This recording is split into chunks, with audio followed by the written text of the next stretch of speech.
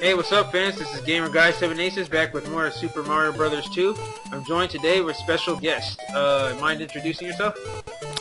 Yes, I am Dave Rainton, also known as the Angry Bear. Yeah, the Angry Bear. You know, it's kind of a cool pun. You call yourself Bear, but it's like bear, like, you know, like... Yeah. Yeah, like, nude bear. Yes, like unclothed. Yeah, the Angry Bear, yeah. That's actually based on how I used to spell that, and people were really weirded out.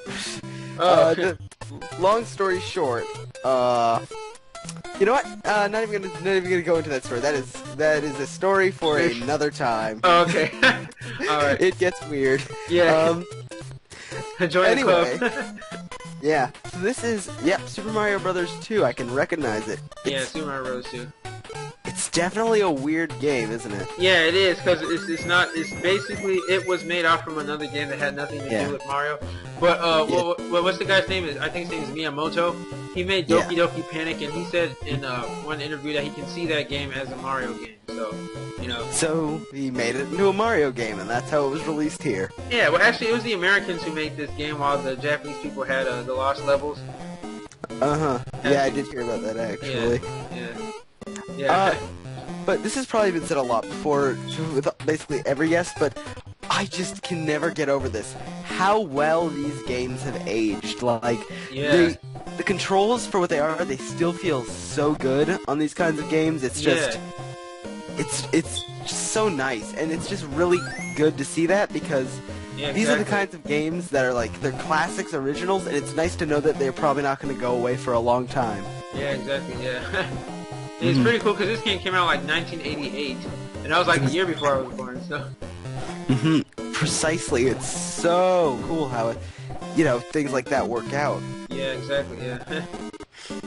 Okay, so... Yeah, I died there a lot. Yeah, I see that you're scouring this level, throwing things. Yeah, because it's like all those like ceramic pots, you have to like choose which one to go to, and if you see like this dirt, you have to dig your way down, and there's a key. Yep. But you played this game before, right?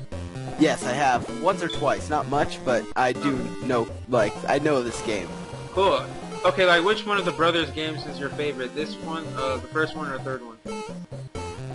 Oh, wow. Ow, my knuckle just cracked for no reason. Ow. Okay, but, I will answer that. Oh, that is a hard decision. Yeah, okay. A lot of people say the third one. Yeah, I kind of want to go with the third one. Yeah. But... when I think about it, that's probably because I've played that one the most. Yeah. But... yeah, you know what? I'd say the third one. And that game, so many people like the most out of the three. They've based so many other games off of, like... yeah, like New Super Mario Brothers. I was just about to mention that, yeah. Oh, yeah. Yeah, exactly. Like, all the mechanics there were in that game. Yeah.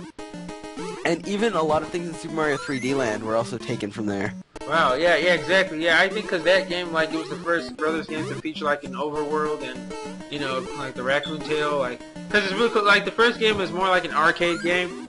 Yeah. And this game's not really a Mario game to begin with, because you don't jump on enemies, you pick them up and stuff. So the Super Mario Brothers 3 is strangely enough the real Mario game, you know? Yeah. So, yeah. I'm not saying the previous two were not real Mario games. They were still in development. Like, Mario was still evolving, you know? The first one was, like, their first real, like, going at a platformer, if you don't count, of course, you know, Donkey Kong. That was basically a platformer, but, like, this was Mario in a side-scrolling platformer for the first time, so that was kind of like them testing it out. Great game, but it was still just them testing it out. Yeah. Then there was, well, this one, which is totally different, because like we said, it's not originally a Mario game. Yeah. Then there's Lost Levels, which is, I think it's, like, it's a Mario game. Probably not as good as 3, but that's because 3 is when they really refine the formula, which I really like. Exactly. Yeah, I think unlike Sonic the Hedgehog, which came to form by Sonic 2, with Tails and all. I think with the Mario games, it took a couple of games for them to find their their niche or something. You know what I'm saying? Like, for instance, like the first game with Mario in it, he was called Jumpman. It was Donkey Kong. Then the second game was the Mario Brothers or whatever, which had nothing to do with Mario Brothers. It was another arcade game. You know what I'm talking about? It's like they fixed. Yes, I do know what you're talking about. Yeah, like they're supposed to be Italian, New York plumbers or something. Yeah. And then the third game was Mario Brothers 1, the fourth game was Mario Brothers 2, and then the fifth game, Brothers 3. Like, that's when it was like, okay, this is a real Mario game. Yeah. And this is off topic a little bit, but you mentioned this before. You were talking about Sonic 1 and 2, and I just remembered. Was I the only one when I played this game? I always wanted to play as Tails because that meant you could never die. Yeah, and abuse his invincibility frames. Exactly. Yeah. Like, you could beat any boss as long as, like, you were Tails, just because that one guy, Sonic, just had to stand in the corner and Tails would just batter them to death. Exactly, yeah. It used to do that a lot. I don't think you were able to get away with that with Sonic 3. What's that? Yeah. Oh.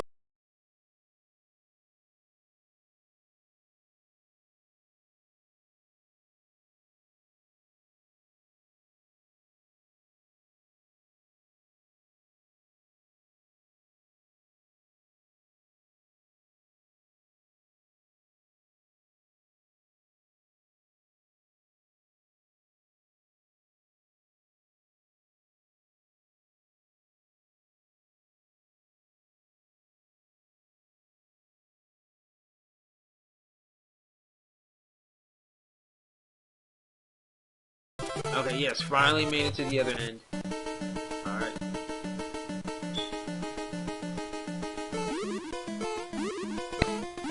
Okay, so, yeah, so right now I reached the boss. You basically didn't miss anything. I was just riding a pterodactyl throughout, like, a whole, like, black abyss. Uh-huh. Yeah. Yeah, that sounds majestic, to say the least. But you played this game in its entirety before, right?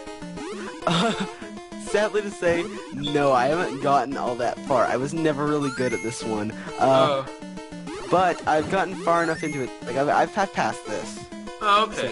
Yeah, cool. I mean, like, yeah, exactly. And it's funny, like, in this, part of the video, I don't play as Mario at all, only Peach. Because with Peach, you break the game a lot, which is awesome, you know? Yeah, I do know what you're talking about. Yeah, like, I think this game should have been retitled Super Peach Sisters. Instead of Super Mario Brothers. Now that I remember, actually, yeah, I don't remember any time where it was, like, where I felt compelled to play as anyone else, because, like, you could really break the game as Peach. Yeah, like, the only bad thing with Peach is since she's the weakest character, she picks up things very slowly. Yeah. And she's not as fast, I think, as Toad. Like, Toad is the strongest and the fastest, I think, in the game. Yeah. But, yeah. Now that I think about it, like, Toad, there was a downside to Toad, though. I'm trying to remember what it was. I think the downside to Toad was he doesn't jump high. Oh, that was it. Yeah, I think he's the lowest jumper. Yeah. Okay. And Luigi's the worst character in my opinion, because he just is like slippery all over the place. Yeah. Also, those bird faces are weird. Oh yeah, it's very weird. Like, he gave some people nightmares for some reason. I don't know how, but... I'm betting there's some sort of creepypasta about them or something. Yeah. There's creepypasta about everything. Also, why is it called creepypasta? Wait, what's creepypasta? Creepypasta, it's basically horror stories people write about everything. Like... Oh, okay. They're like... I played Sonic 3 and Knuckles last night. The game shut off. My house is haunted. And then they just post that on some forum somewhere. And people are like, oh my god, all cartridges are haunted. No, I think the worst part is, you know, like Donkey Kong Country? like, you know, like when you get a game over, and like, it's both of them like looking all hurt and bandaged. For some reason, that always scared the crap out of me, especially like when I played alone, and it was like dark in the living room with no lights on. And you just see that, like, you just want to go and hide in the corner. You know what that reminds me of? What? I'm trying to remember. Oh, okay. Oh, the drowning music from Sonic. Okay, that was one thing, but this is, in Legend of Zelda: The Wind Waker, which was, like, which is the first 3D game I ever owned. Wow. And I'm glad, because it's, like, now one of my favorite games, but, okay. I can't remember exactly what it was. I think it was the Moblins in that game, because when I first had it, I was pretty young. Yeah. And the Moblins in that game, they freaked me out so much, because they would look at you, they'd throw their lantern down. Now I look back on it, it wasn't scary at all. Wow. But it was just, at the time, it was just like, no, no, no, I don't want to see the death screen or get thrown in jail again. Yeah, and I remember what was even worse than them now. The rats. Those things were the worst. You'd be hiding, and then they'd be like, oh, I see you spent a lot of time hiding. How about I just knock that barrel off of you? It was yeah, it's like retro games back then used to be intense for kids. I think more intense than kid games these days. Yeah. Yeah. Well, they didn't bombard you with tutorials like they do now. Yeah, tutorials just like, oh, a creepy ghost is about to come in 5, 4, 3, 2, 1. It's like, oh, yeah. I'm not scared anymore. But like back then, you're playing a Sonic, you're cruising, all of a sudden like, you're like, oh. Yeah. Oh, what? Yeah, that drowning music? That is like frantic. Yeah. Like, people. Yeah. Like, of course, like in the game, like there's a little beep to warn you before it comes on. But still, like, I mean, you're not gonna count all the beeps before you're like, okay, it's about to go off now. Exactly. One of my friends would panic so much when they heard that music. When it started to get to the point where it gets really frantic, they always reset their system, they lose all their progress, but they just like, nope, nope, nope, can't take it. I have no idea why, but needless to say, I think they've beaten that game now they don't do that anymore, but before it was like, no way. Yeah, I mean, like, you know, like, when it comes to Sega, that they stopped playing that music until Sonic Colors 2 years ago. They used that for Sonic Colors, Sonic 4, and Sonic Generations. But, yeah. Yeah, by the way, like, what games do you play mostly, Sonic or Mario? Sonic or Mario, if I had to choose between the two? Yeah. Probably, honestly, more often I play Mario, but that's mainly because I don't have a bunch of Sonic games. Okay. But I also, I like the platforming in Mario better, but I do like going fast in Sonic games. Yeah, exactly, yeah. So, if it really depends on what I'm in the mood for at the time. There's also, I have to say, what I'd put above them both just because it's what I've grown up with and what I've loved just so much. I love the Legend of Zelda series. And, like, so they're starting to do the thing where they're just the new games that are coming out, like, namely Skyward Sword.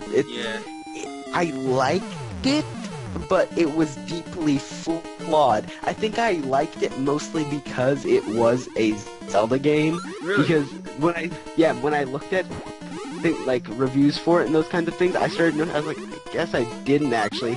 It just, the whole game feels like one big fetch quest. Really? And that's supposed to like celebrate Zelda's anniversary, I think, right?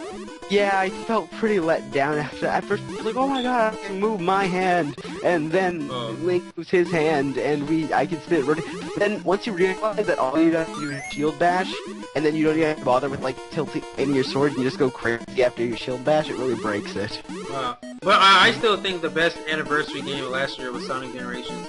Like that game even won an award for best anniversary and best presentation game, which was a big honor for Sega, because I mean, like, when was the last time a Sonic 3 game has been honored?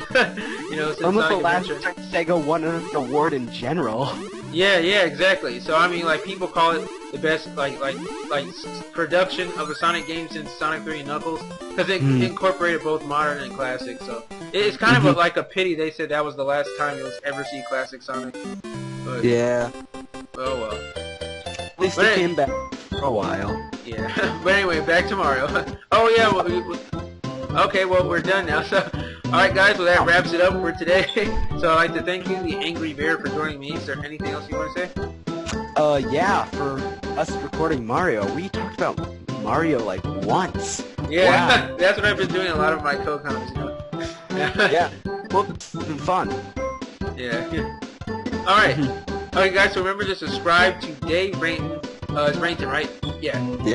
Okay, Dave Brayton, the Angry Bear. So here's the link right here. Click on it. Check out his channel. Great stuff. All right, guys. So Angry Bear and Gamer Guy signing out. Have a great day, and stay tuned for more. Yes. Okay. All right. You got a problem with that? Go home with your pansy babies. Whatever. Okay, we're going to do quest stuff.